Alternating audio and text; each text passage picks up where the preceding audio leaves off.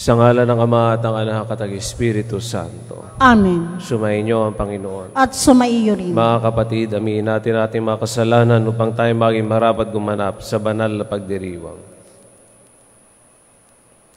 Inaamin ko sa makapangyarihang Diyos at sa inyo mga kapatid, na lubha akong nagkasala sa isip, sa salita at sa gawa, at sa aking pagkukulang.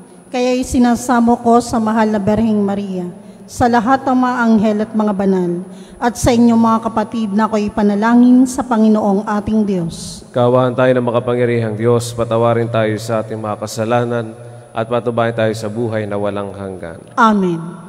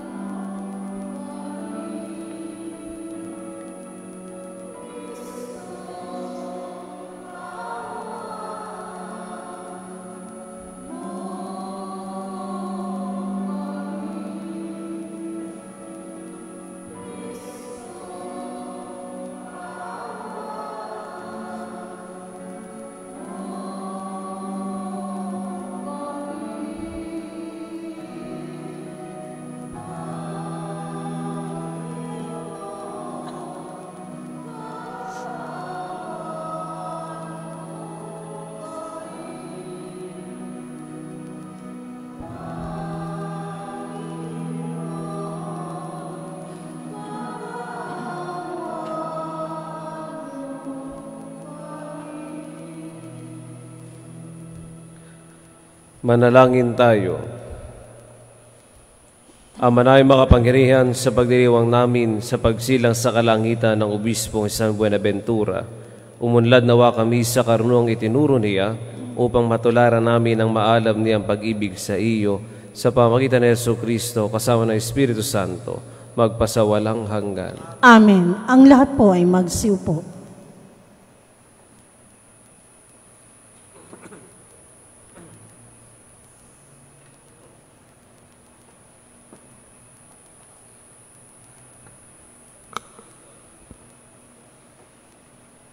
Pagbasa mula sa aklat ng Henesis. Noong mga araw na iyon, sinabi ni Jacob sa kanyang mga anak, "Ngayoy papanaw na ako upang mapisan sa mga kasamang na mayapa na. Doon niyo ako ililibing sa pinaglibingan sa aking mga magulang, sa yungib sa tapat ng bukid ni Efrong Heteo. Ang libingang iyo'y nasa silangan ng Mamre, sa may Kanaan. Binili iyon ni Abraham at doon siya inilibing, pati ang kanyang asawang si Sara. Doon din inilibing ang mag-asawang Isaac at Rebeka, at doon rin inilibing si Leah. Ang bukid at yungib na iyo'y binili nga sa mga Heteo. Matapos masabi ang lahat ng ito, siya ay nalagutan ng hininga. Mula nang namatay ang kanilang ama, nag-alala na ang mga kapatid ni Jose. Sabi nila, "Paano kung galit pa sa atin si Jose at gantihan tayo sa kalupitang ginawa natin sa kanya?" Napasugo sila kay Jose at ipinasabi ang ganito, "Bago namatay ang ating ama, ipinagbilin niya na sabihin ito sa iyo. Nakikiusap ako na patawarin mo na ang iyong mga kapatid sa ginawa nila sa iyo. Kaya naman ngayon, namamanhik kami sa iyo na patawarin mo na kami alang-alang sa Diyos ng ating Ama." Napaiyak si Jose nang marinig ito. Lumapit na lahat ang kanyang mga kapatid at yumuko sa harapan niya. "Kami mga alipin mo," wika nila. Ngunit sinabi ni Jose, "Huwag kayong matakot, hindi ko kayo paghihigantihan. Masama nga ang inyong ginawa sa akin, subalit ipinahintulot iyon ng Diyos para sa kabutihan at dahil dooy naligtas ang marami. Kaya huwag kayong mag-alala, ako ang bahala sa inyo at sa inyong mga anak. Pagkarinig nito, napanatag ang kanilang kalooban. Nanatili nga si Jose sa Ehipto kasama ang kanyang mga kapatid. Umabot siya sa 110 taon bago namatay. Inabot pa siya ng mga apo ni Ephraim, gayon din mga apo niya kay Makir na anak ni Manases. Ang mga ito ay kinalong pa niya ng isilang. Sinabi niya sa kanyang mga kapatid, "Malapit na akong mamatay, ngunit huwag kayong mag-alala. Iingatan kayo ng Diyos at ibabalik sa lupaing ipinangako niya kina Abraham, Isaac at Jacob." Pagkatapos ipinagbilin niya sa mga anak ni Israel ang gawain sa kanyang bangkay. Wika niya, "Isumpa niyo sa akin na pag kayo'y nilingap ng Diyos at inalis sa lupaing ito, dadalhin niyo ang aking mga buto." Namatay nga si Jose sa gulang na 110 taon. Ang salita ng Diyos. Salamat sa Diyos.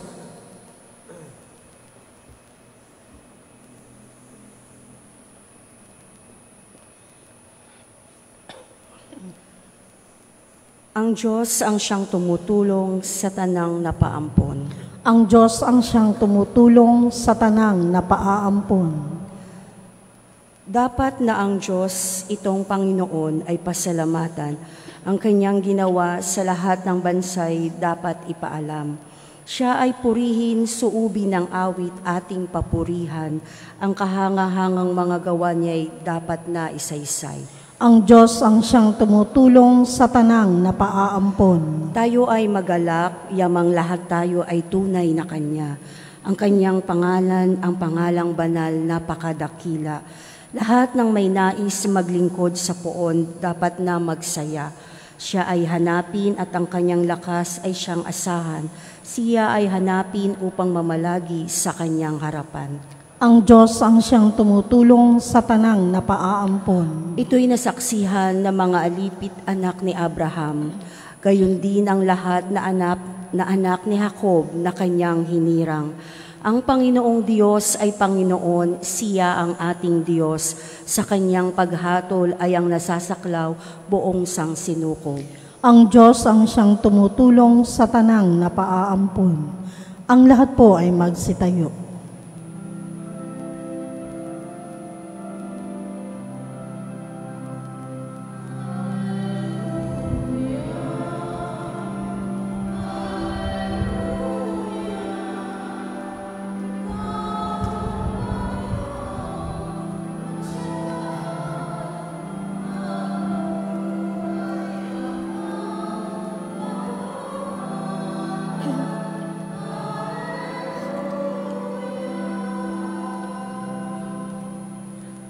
Sumainyo ang Panginoon. At sumaiyo rin. Ang mabuting balita ng Panginoon ayon kay San Mateo. Papuri sa iyo, Panginoon.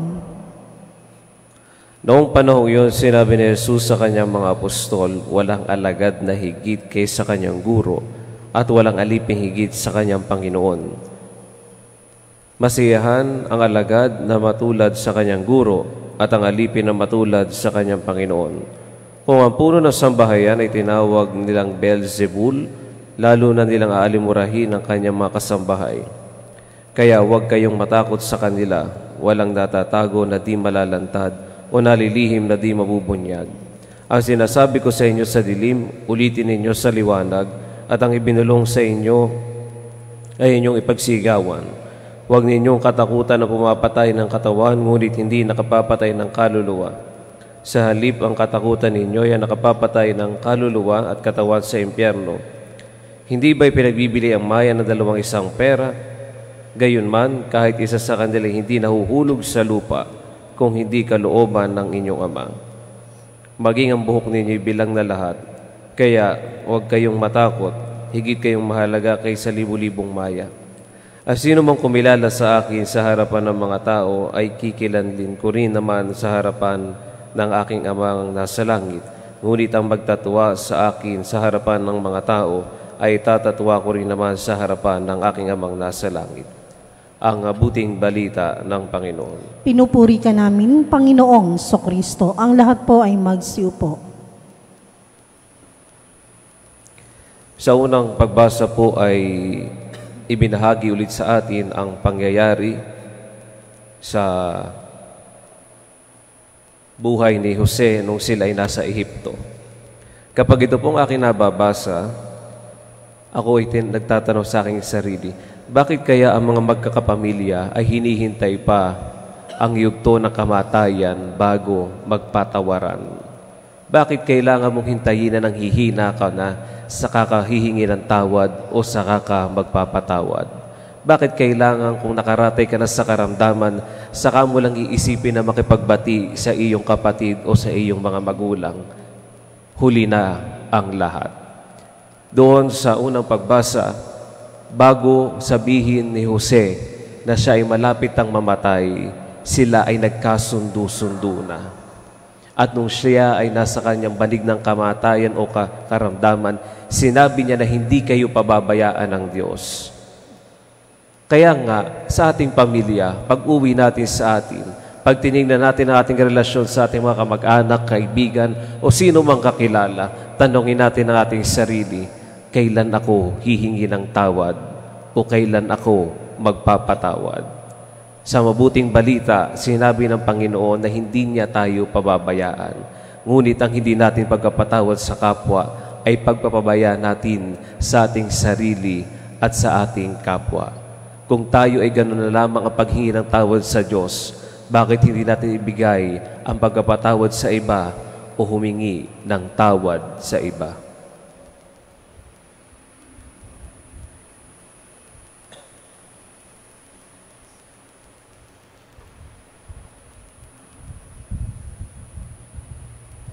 Magsitayo na po ang lahat. Panalangin ng bayan. Natitipon bilang isang komunidad na nagdiriwang ng misteryo ng ating kaligtasan at mulat ng ating kaisipan sa kanyang pag-ibig at sa bawat isa sa atin. Dumulog tayo sa panalangin sa Diyos, ang ating walang hanggang Ama. Ang tugon, Panginoon, dinggin mo ang aming panalangin. Panginoon, dinggin mo ang aming panalangin. Ang Santo Papa, mga obispo at mga tinawag, naway maging gabay ng bayan ng Diyos upang umakay sa sangkatauhan sa kaalaman at pananampalataya kay Kristo. Manalangin tayo sa Panginoon. Panginoon, dinggin mo ang aming panalangin. Tayo naway mabigyan ng biyaya na harapin ang mahihirap na pagsubok ng may katapangan, nalalaman na panig sa atin ng Panginoon na nagbibigay sa atin ng lakas. Manalangin tayo sa Panginoon. Panginoon, dinggin mo ang aming panalangin. Ang mga kabataan, naway magnilay sa tawag ng pagiging pari o religyoso at religyosa upang mapaglabanan nila ang pagdududa, takot at kalituhan. Manalangin tayo sa Panginoon. Panginoon, dinggin mo ang aming panalangin. Ang mga may sakit at may kapansanan, naway makadama ng kagalingan at kasiyahan na tanging si Kristo lamang ang makapagbibigay. Manalangin tayo sa Panginoon. Panginoon, dinggin mo ang aming panalangin. Yaong mga namayapa, naway umani ng pabuya sa kanilang mabuting mga gawain sa walang hanggang kaharian ng Diyos. Manalangin tayo sa Panginoon. Panginoon, dinggin mo ang aming panalangin. Makalangit na Ama, ipinauubaya namin sa iyo ang aming mga mithiin. Bigyan mo kami ng lakas na makasunod sa iyo sa gitna ng mga pagsubok at paghihirap. Hinihiling namin ito sa pamamagitan ni Kristo, ang aming Panginoon. Amen. Ang lahat po ay magsiupo.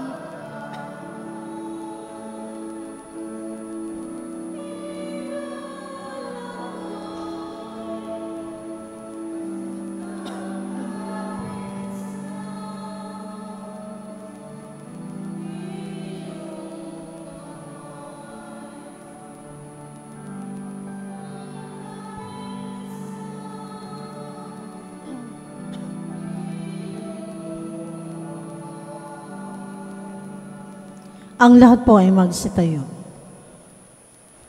Manalangin kayo mga kapatid upang paghain natin ay kalugdan ng Diyos amang makapangyarihan.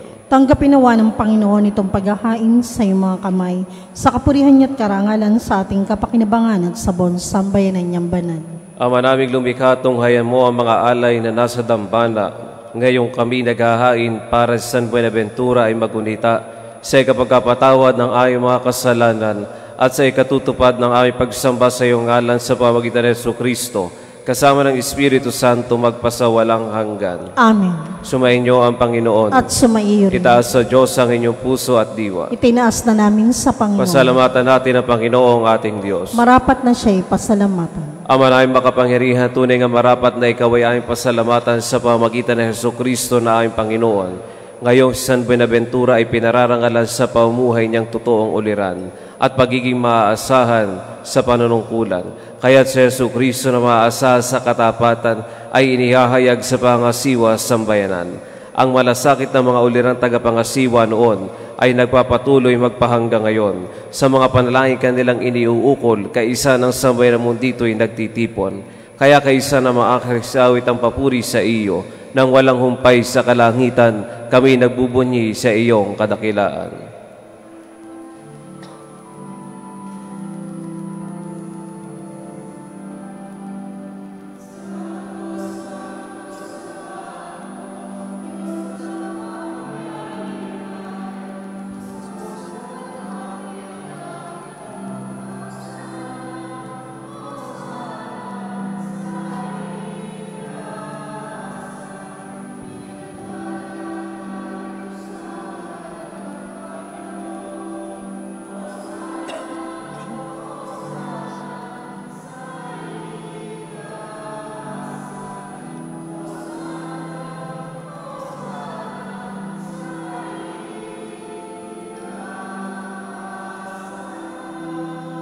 Ang lahat po ay magsiluhod.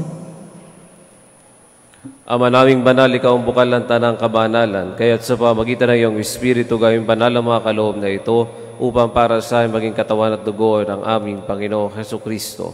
Bago niya pinagtiis ang kusang loob na maging handog, ginawa kanyang tinapay, pinasalamatan kaniya, pinaghati-hati niya iyon, iniabot sa kanyang mga alagad at sinabi, tanggapin ninyong lahat ito at kanin, ito ang aking katawan na ihahandog para sa inyo.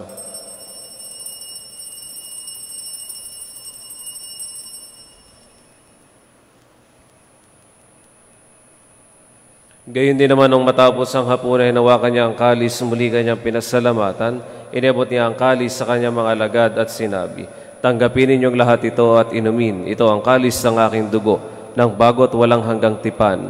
Ang aking dugo ay bubuhos para sa inyo at para sa lahat. Sa ikapagpatawad ng mga kasalanan, gawin ninyo ito sa pag-alala sa akin.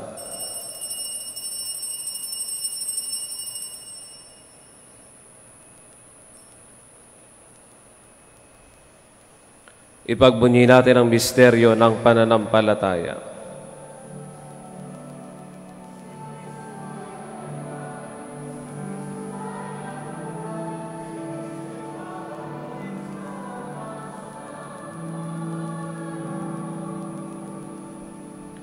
Ang mga ginagawa namin ngayon na pag-alala sa pagkamatay at muling pagkabuhay ng iyong anak, kaya't iniaali namin sa iyo ang tinapay na nagbibigay buhay at ang kalis sa gakloob ng kaligtasan. Kami nagpapasalamat dahil kami yung minarapat at tumayo sa harap mo para maglingkod sa iyo. Isinasamo namin kayo nagsasalo-salo sa katawan at dugo ni Kristo ay mabuklod sa pagkakaisa sa pamamagitan ng Espiritu Santo. Amalingapin mo yung simbahang laganap sa buong daigdig. Pustusin mo kami sa pag-ibig kaisa ni Francisco naming Papa at ni Melray naming Obispo at ng Tanang Kaparian. Alalahanin mo rin ang mga kapatid naming nahimlay na may pag-asa sila'y muling mabubuhay, gayon din ang lahat ng mga pumanaw. Kaawaan mo sila at patuloy sa iyong kaliwanagan. Kaawaan mo at pagindapati kaming lahat na makasalo sa iyong buhay na walang wakas. Kaysa na mahal na Birheng Maria na Ina ng Diyos, kaysa ni San Jose na kanyang esposo, kaysa ng mga apostol at ang lahat ng mga banal na namuhay dito sa daigdig ng kalugod-lugod sa iyo. May pagdiwang nawa namin na pagpupuri sa ikararangal mo sa pamamagitan ng iyong anak na aming Panginoong Jesucristo.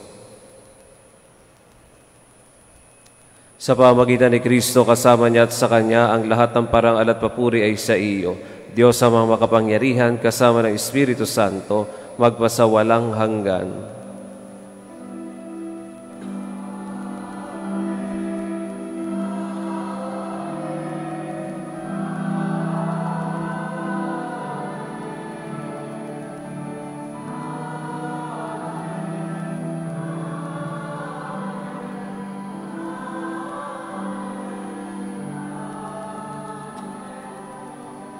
Ang lahat po ay magsitayo. Sa tagubili ng mga nakagagaling na utos at turo ni Jesus sa Panginoon natin at Diyos, ipahayag natin ang lakas loob.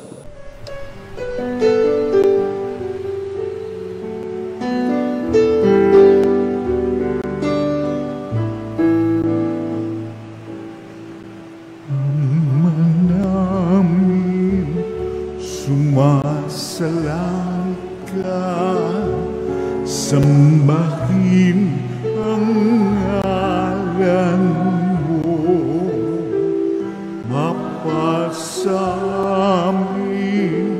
ang kaharian mo, sundin ang loob mo dito sa lupa para ng sa langit. Bigyan mo po kami ngayon ng aming kakanin sa araw-araw at patawarin mo kami sa aming mga sala, para ng pagpapatawa namin sa nagkakasala sa amin, at huwag mo kaming ipagdulot sa tukso, at yadya mo kami sa lahat ng masama. Hinihiling namin kami adya sa lahat ng masama, pagkalooban ng kapayapaan araw-araw, iligtas sa kasalanan, ilayo sa lahat ng kapahamakan, samantalang aming pinananabikan ang dakilang araw ng pagpapahayag ng tagapagligtas sa amin si Jesucristo.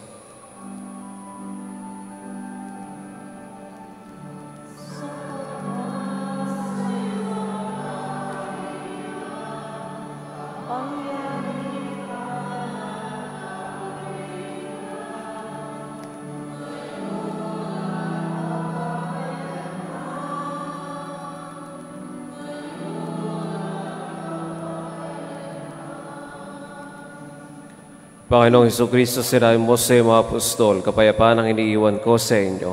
Ang aking kapayapaan ang ibinibigay ko sa inyo. Tunghayan mo ang aming pananampalataya at huwag ang aming pagkakasala. Pagkalooban mo kami ng kapayapaan at pagkakaisa ayon sa iyong kalooban, kasama ng Espiritu Santo magpasawalang hanggan. Amen. Ang kapayapaan ng Panginoon ay laging sumainyo. At sumaiyo rin. Magbigayan kayo ng kapayapaan sa isa't isa.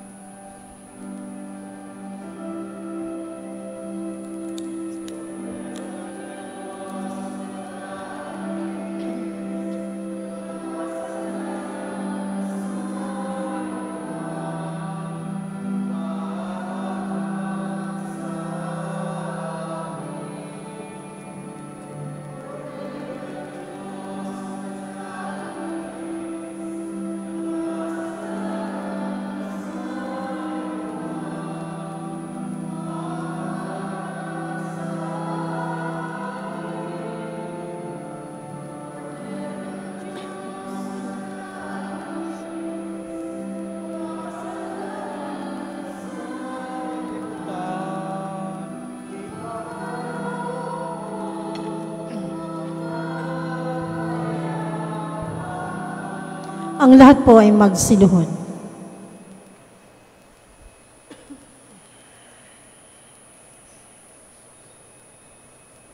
Ito ang kordero ng Diyos, ito nag-aalis ng mga kasalanan ng sanlibutan. Mapalad ang mga inaaniyahan sa kanyang piging. Panginoon, hindi ako karapat-dapat na magpatuloy sa iyo. Ngunit sa isang salita mo lamang ay gagaling na ako.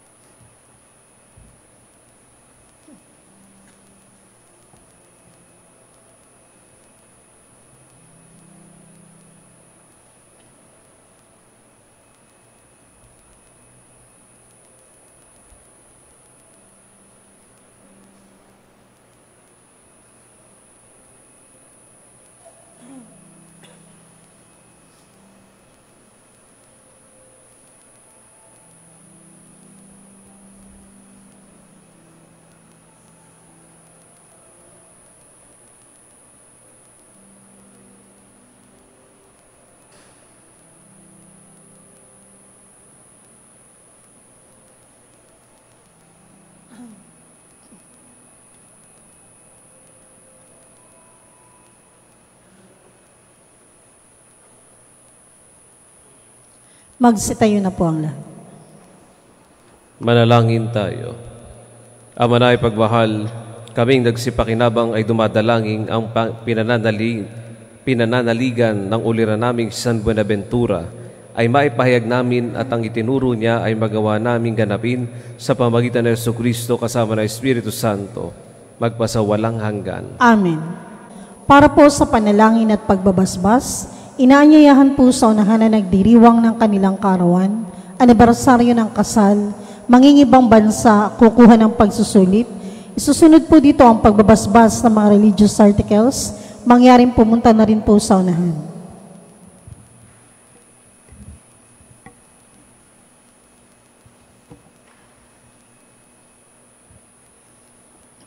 Ama na ipagmahal sa'yo nagmumula ang lahat ng mabuting bagay. Hinihilang namin basusan mo ay mga kapatid nagdiriwang ng kaarawan, anibersaryo ng kasal na katakdang mga ibang bansa, sasailahin sa pagsusulit. Pagkaloob mo sila sumahawat mahulog ang buhay, mabuting kalusugan, mapayapang kalooban, maliwanag na kaisipan, mga tapat na kaibigan, maayos sa hanap buhay, kaligtasan ng mga kapahamakan. Higit sa lahat, patatagin mo sila sa panampalataya, patibay sa pag-asa at pag-alabis sa pag-ibig. Hinihiling namin ito sa pamagitan ni Kristo ang aming Panginoon. Amen. Naway gawa ng Diyos na kapal na makasangkapas sa panalangin upang mga ito'y maging gabay sa pagtakos sa kabanalan at pahangad ng buhay sa kalangitan sa pamagitan ni Kristo kasama ng Espiritu Santo, magpasawalang hanggan. Amen.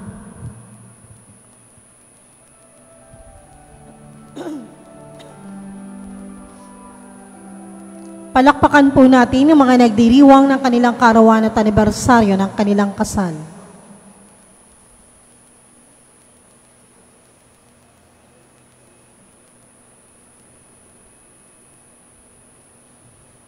Magsitayo na po ang lahat. Sumainyo ang Panginoon. At sumaiyo rin. Pagpalain kayo ng makapangyarihang Diyos, Ama, Anak at Espiritu Santo. Amen. Tapos na ang misa, humayo kayong mapayapa. Salamat sa Diyos.